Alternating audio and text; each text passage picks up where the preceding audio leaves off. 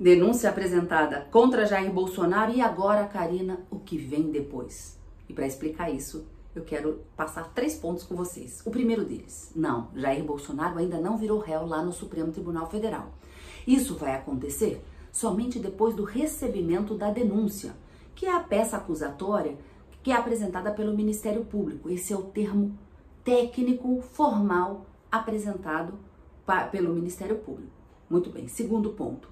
A partir do momento em que a defesa dos acusados, incluindo Jair Bolsonaro, toma ciência dessas acusações de formação de organização criminosa, crime contra o Estado Democrático e outros crimes, ela tem 15 dias para apresentar a sua defesa, bem como documentos que acharem necessários. Depois de apresentada essa defesa e esses documentos, o Ministério Público tem 5 dias para também se manifestar sobre isso.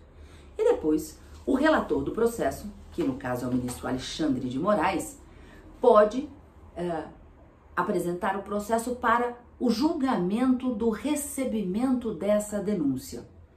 Nesse momento, não haverá a análise se Jair Bolsonaro deve ser condenado ou absolvido por aqueles crimes que ele foi acusado. Não.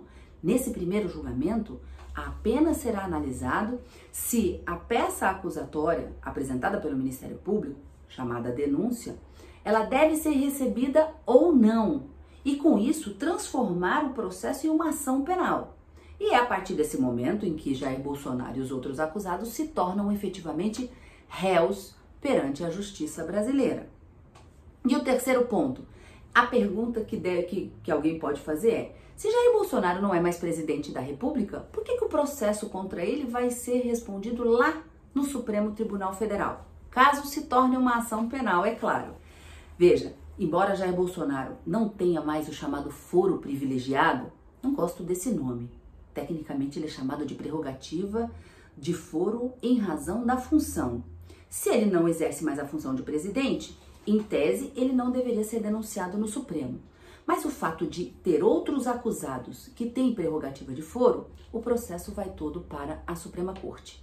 Se vai acontecer depois o desmembramento do processo para que Jair Bolsonaro seja julgado em instâncias ordinárias, isso é assunto para um outro vídeo, para uma outra conversa. Eu fico por aqui, até a próxima.